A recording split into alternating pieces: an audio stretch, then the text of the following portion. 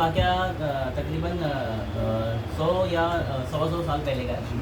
تو اس وقت کے جو عالم دین تھے مرجع تھے تو ان کا انتقال ہو گیا تھا. تو نجف کی بات ہے. تو نجف کا جو طالب علم تھا تو وہ پریشان ہوا کہ اس وقت 4 مرجع تھے جن کی تکلیف کی جا سکتی ہے. تو پریشان ہوتا ہے میں ایک تکلیف کروں تو کسی کروں, بہت کنفیوز ہو گیا. تو اس نے کیا کیا, اس نے بولا میں ایک کام کرتا ہوں, امام زمانہ سے ہی پوچھتا ہوں اور امام زمانہ ہی مجھے راستہ بتائیں گے. اب جب امام زمانہ بولیں گے تبھی میں تقلید کروں گا. اس نے ٹھان بھی لیا. تو اس نے پھر عمل شروع کیا, 40 دن والا جو عمل ہوتا ہے امام زمانہ سے ملاقات کرنے کا. تو اس نے پھر اس عمل کو پورا کیا اور وہ عمل کو اس نے مسجد سیلا میں وہاں کیا اس عمل کو. تو جو 40واں دن تھا اس دن کیا ہوا کہ سامنے کی جو دیوار تھی نا وہ دیوار پھٹی اور اس میں راستہ بنا. تو اس نے بے خوف ہو کے گیا اندر.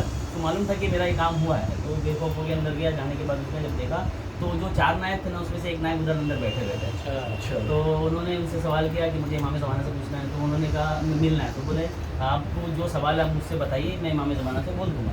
تو انہوں نے نہیں, مجھے امام زمانہ ہی سے ہی ملنا ہے. بولے ٹھیک ہے آپ اندر چلے جائیے. وہ جو راستہ ہے دروازہ اس کے اندر چلے جائیے. جب وہ دروازے سے اندر گئے, اندر جائیں گے دیکھے تو جو اس وقت کے جو 4 نائب میں اس میں سے دوسرے جو نائب تھے وہ بیٹھے تھے اندر. تو انہوں نے بھی وہی سوال اور وہی جواب. بولے نہیں امام زمانہ سے میں ٹھیک ہے آپ اندر چلے جائیے. پھر اندر گئے تو تیسرا بھی وہی مسئلہ, تیسرے نائب بیٹھے ہوئے, وہاں وہی سوال وہی جواب. پھر آگے بڑھے تو بولا آپ ایک کام کیجیے اندر چلے جائیے. جب اندر گئے تو اندر امام زمانہ تخت کے اوپر بیٹھے ہوئے تھے. تو اس کے بعد انہوں نے سوال کیا, سلام دعا ہوا, اس پر کہا کہ یا مولا میں جاننا چاہتا ہوں کہ میں تقلید کسی کروں, میں کنفیوز ہوں.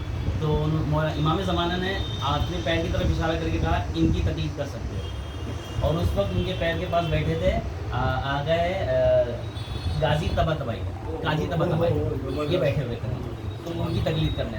تو بہت خوش ہوا کہ چلو مولا نے خود سے مجھے بتا دیا. اور یہ سن کے وہاں سے پھر وہ نکل گیا. جب نکلنے کے بعد جو راستے میں جو ایک دم سناٹا جنگل کا راستہ تھا, تو باہر نکل کے جب جانے لگا تو ایک بیگ اس کو مطلب وسوسہ ہوتا ہے کہ یار حقیقت میں نے امام سے ملا یا پھر میں نیند کے اس میں تھا اور میں نے خواب دیکھ لیا.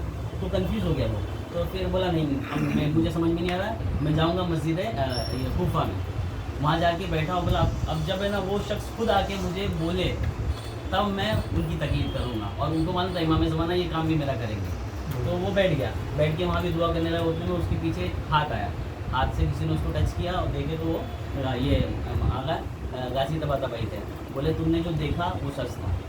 اور ان کی فضیلت میں یہ تو یہاں قصہ واقعہ ختم ہو گیا. ان کا مطلب غازی طباطبائی کے بارے میں بتایا جاتا ہے کہ جب امام زمانہ آواز دیں گے تو ہم فجر کا ٹائم ہوگا. اور بھی بہت سارے ان کی باتیں بتائی گئی پوچھا دینے کیا دیں.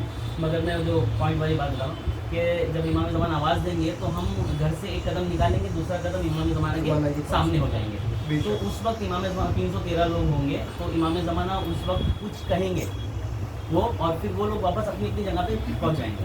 تو وہ جو بات ہے نا, تو جو یہ غازی طباطبائی جو تھے نا, یہ بولتے وہ بات جو تھی وہ مجھے معلوم ہے کہ امام زمانہ کیا کہنا ہے, وہ بھی پوشیدہ ہے. ان کی اور بھی ایک چیز ہے کہ اس وقت ان کو وضو کرنا تھا نماز کے لیے, فجر کے ٹائم تھا. جب انہوں نے کنویں میں ڈول ڈالا, ڈول ڈال کے جب پانی کھینچا تو ہیرے جواہرات آ گئے. تو انہوں نے بولے نہیں مجھے نماز پڑھنا ہے. تو واپس سے ڈالا. پھر دوسری بار کیا تو پھر وہی سونا چاندی آ گیا. پھر ڈال دیا. پھر نکالا. پھر انہوں نے دعا کیا ہے یا خدا مجھے نماز کے لیے پانی چاہیے, مجھے یہ نہیں چاہیے. بہت